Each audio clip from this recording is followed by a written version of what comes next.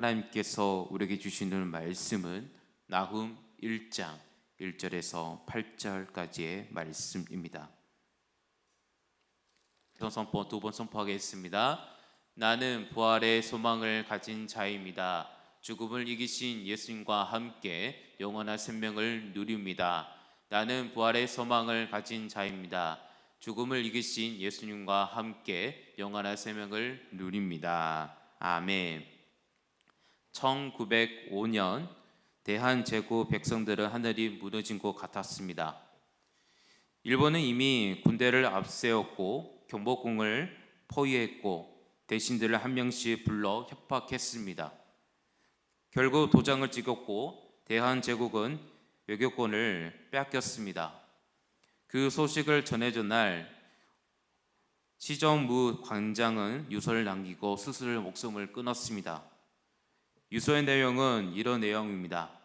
우리 2천만 동포에게 고아오니 죽음을 두려워하지 말고 자유와 독립을 회복하라.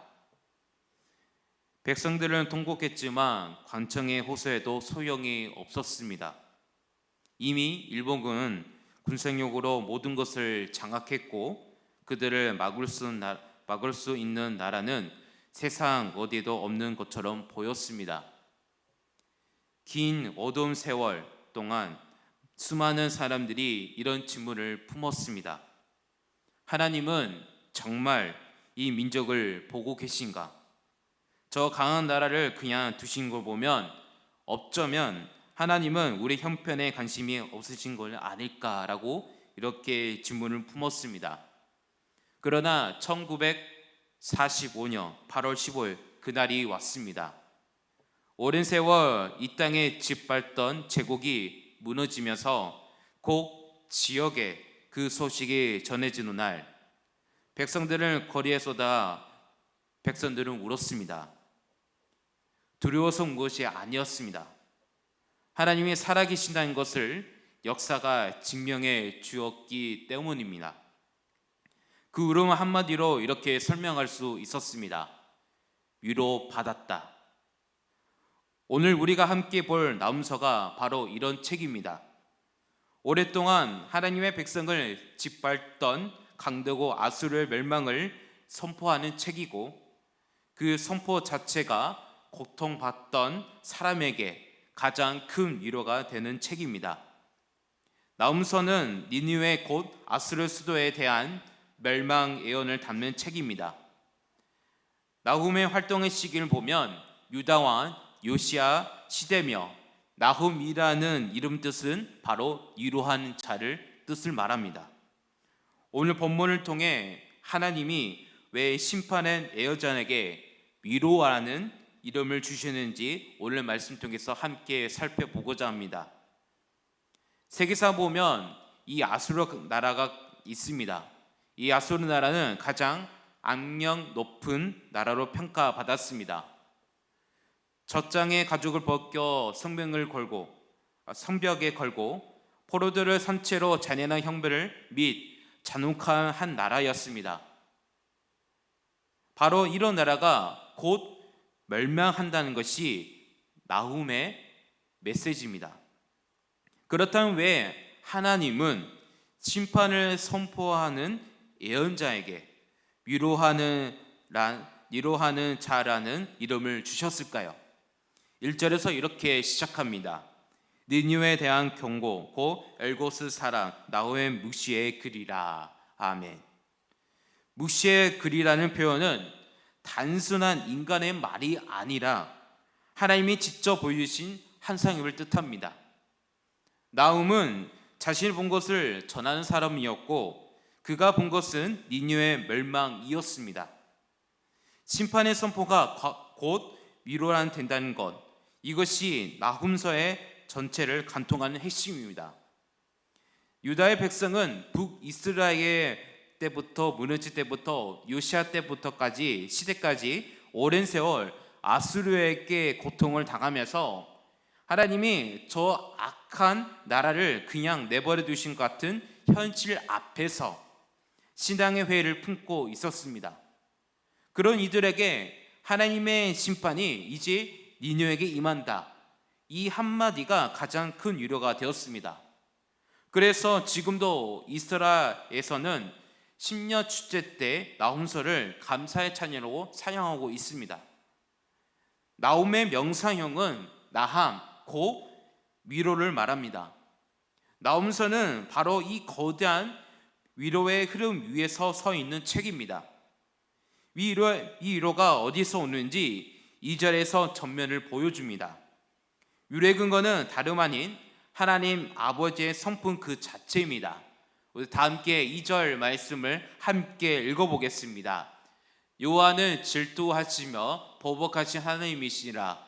여호와는 보복하시며 진노하시되 자기를 거스른 자에게 여호와는 보복하시며 자기를 대적한 자에게 진노를 품으시며. 아멘. 2절에서 8절은 아수를 직접 언급하기 전에 여호와의 성품을 먼저 노래합니다. 여호와는 자기 백성을 향해서는 질투하신 하나님이십니다. 사랑한 대상이 있기에 질투하시는 것입니다. 동시에 대적을 향해서는 보복하신 하나님이십니다. 나홈서는 다른 예언서와 다릅니다. 백성을 향한 징계를 언급은 사라지고 오직 대적을 향한 보복과 진노만 가득합니다. 하나님 아버지는 먼저 자기 백성을 징계하시지만 때가 차면 반드시 대적에게 공의를 시행하신 분이십니다. 그때 임박했기에 이 말씀이 주어진 것입니다. 그렇다면 왜 그때가 이제서야 임박한 것일까요? 3절에서 그 답을 줍니다. 3절 말씀을 다 함께 읽어보겠습니다. 여호와는 노하기를 더디하시며 권능이 크시며 벌받는 자를 결코 내버려두지 아니하시느니라. 여호와의 길은 해오리 바람과 강풍에 있고 구름은 그의 발을 티끌리로다. 아멘. 하나님 아버지는 노하기를 더디하시는 분이십니다. 니느웨에 대해서도 이미 150년 전 요난을 통해 회개를 명하셨고 니느웨가 잠시 회개하자 큰 심판이 미뤄졌습니다. 그러나 나홈의 시대에서는 더 이상 그 누구도 그 경고를 귀 기울이지 않았습니다. 오히려 아수르는 세월을 지나 강력한 제국이 되었습니다. 하나님이 노하기를 더디하시는 모습을 보며 대적들은 하나님에게는 벌할 능력이 없고 조롱하면서 성도들은 하나님의 공의를 시행할 마음이 없으신가라는 오해하는 상처받기도 했습니다. 그러나 본문은 분명히 말씀합니다. 인내 시간표가 끝나면 권능이 크신 그 하나님은 벌 받은 자가 결코 내버려 두지 않으십니다. 실제로 나홈의 예언은 짧은 시간 안에 문자 그대로 이루어졌습니다. 바벨론과 연합군이 아수르를 무너뜨리고 니느웨가 함락되었습니다. 그 시기가 요시야 왕이 살아 있었던 때입니다. 절대로 무너지지 않을 것 같은 니느웨가 요시야의 직접 눈으로 확인할 수 있는 시대가 무너진 것입니다. 그렇다면 이 모든 일을 이루신 하나님은 과연 어떤 분이실까요? 4절에서 말씀에서 쭉 보여주고 계십니다. 우리 4절, 5절까지 말씀을 함께 읽어보겠습니다. 그는 바다를 꾸짖어 그것을 말리시며 모든 강을 말리시나니 바산과 가멜이 새하며 라바논의 꽃이 시드는도다. 그로 말미암아 산들이 진동하며 작은 산들을 놓고 그 앞에서는 땅 곧 세계와 그 가운데 있는 모든 것들이 솟아오르는도다. 아멘. 4절 말씀에 보면 바다를 꾸짖어 말라 하신다는 표현은 출애굽 때 홍해를 가르신 사건을 말합니다. 4절 말씀에 또 보면 강을 말라 하신다는 표현이 있습니다. 이 표현은 요단강을 멈추신 사건을 떠오르게 합니다. 자기 백성을 보호하기 위해 홍해를 가르셨고 하나님 아버지는 요단강을 멈추셨다는 그 하나님 아버지께서 이제 니느웨를 향해 심판의 발걸음을 내딛고 계십니다. 이어서 5절의 말씀에 보면 높은 산도 진동하고 낮은 온도도 녹아내립니다. 최강의 제국이 무너질 때 세계가 유동했던 것처럼 이는 장차 그리스도께서 재림하실 때 온 세계가 떨게 될 모습을 예고하기도 합니다. 그리고 그 심판의 강도는 6절에서 보여주고 있습니다. 6절 말씀을 함께 읽어보겠습니다. 누가 능히 그의 분노 앞에 서며 누가 능히 그의 진노를 감당하랴. 그의 진노가 불처럼 쏟아지니 그로 말미암아 바위들이 깨지는도다. 아멘. 6절의 말씀 보면 진노라는 단어가 거듭 반복됩니다. 백성을 향한 징계 시간은 끝났고 이제 대적을 향한 진노만 남았습니다. 바위 뒤에 숨어도 소용이 없습니다. 그 진노 앞에서는 바위마저 깨지기 때문입니다. 단데 그 당시에 가장 강하고 가장 잔인했던 아수르 제국, 그 어떤 권세도 예외가 되지 않았습니다. 그런데 여기서 다음 구절에 놀라운 반전을 우리에게 보여주고 있습니다. 진노하시는 하나님이 동시에 자기 백성에게 전혀 다른 얼굴을 나타나십니다. 7절 말씀을 함께 읽어보겠습니다. 여호와는 선하시며 환난 날에 산성이시라. 그는 자기에게 피하는 자들을 아시느니라. 아멘. 진노의 하나님은 동시에 자기 백성에게 선하신 하나님이십니다. 겸손히 자기에게 피하는 자들을 하나님을 알아주십니다. 요시야는 니느웨의 압제 속에서도 선전을 보수하고 정화하고 발견된 율법책을 붙들고 회개 운동을 일으켰습니다. 하나님은 그 모습을 보셨고 바로 그 시대에 아수르 심판을 이루셨습니다. 을사느냐 이후 대한제국은 이 땅의 교회에서 그러했습니다. 나라를 빼앗긴 절망 속에서도 성도들은 오히려 더 기쁜 하나님 앞에 엎드렸고 1907년 평양 대부흥이 일어났습니다. 하나님은 그 기도를 기억하셨고 때가 되어 응답하셨습니다. 이 땅에 희망이 없다고 말해야 할 이유는 악인이 많아서가 아닙니다. 말씀을 붙잡는 의인이 적어서입니다. 말씀을 붙잡는 사람이 일어날 때 하나님은 여전히 희망이 있다고 우리에게 말씀합니다. 그렇다면 자기에게 피하지 않는 자들, 곧 하나님의 대적들에게는 어떤 일이 일어납니까? 그 8절을 그 결말을 선명하게 보여줍니다. 8절 말씀을 함께 읽어보겠습니다. 그가 벌람하는 물로 그곳을 진멸하시고 자기의 대적들을 흑암으로 쫓아내시니라. 아멘. 아수르 왕들의 비문에 보면 정목한 나를 불태우는 것을 넘어 물을 끌어들여 수장시켰다는 기록이 자주 등장합니다. 그들의 행한 그대로 니느웨도 벌람하는 물로 진멸당하게 된 것입니다. 심은 대로 거두는 하나님의 공의가 그대로 실현된 것입니다. 마지막에 보면 흑암에 쫓아내신다는 말씀도 실제로 놀랍게도 이루어졌습니다.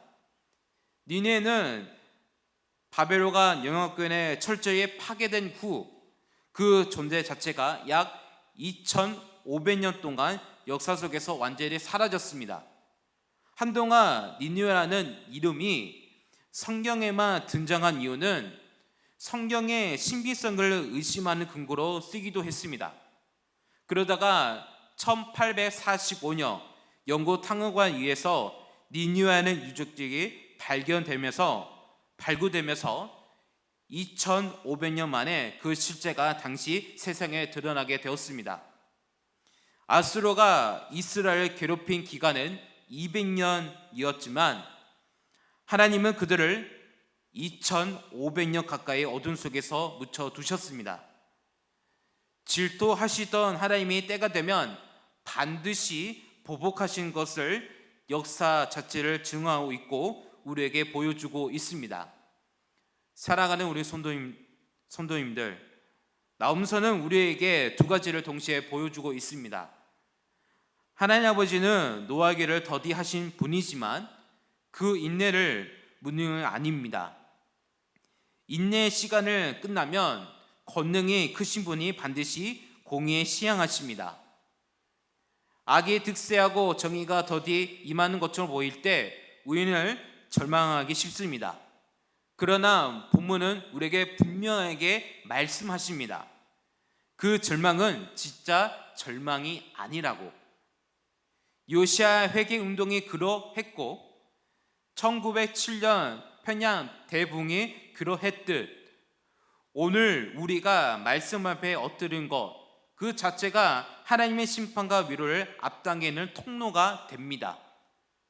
질투하신 하나님, 보복하신 하나님, 그리고 자기의 피하는 자를 알아주시는 하나님, 진짜 말씀을 붙잡는 사람이 일어난 곳에 우리 하나님은 그 여전히 희망이 있다고 우리에게 말씀하십니다.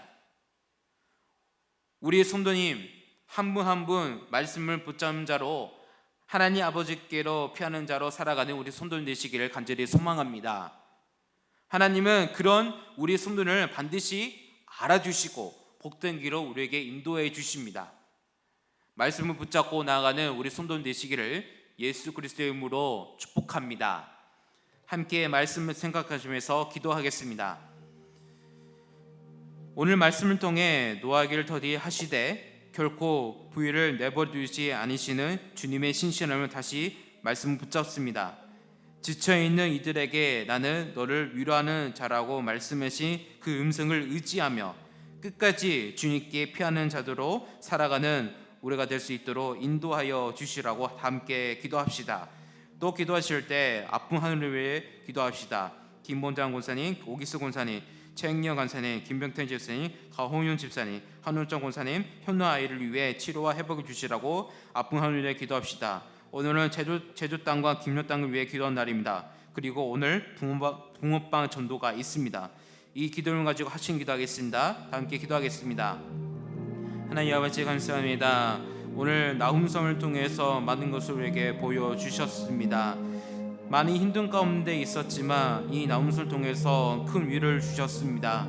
하나님 오늘 말씀 통해 노하기를 더디하시되 결코 부위를 내버려두지 않으시는 주님의 신실함을 다시 한번 붙잡습니다.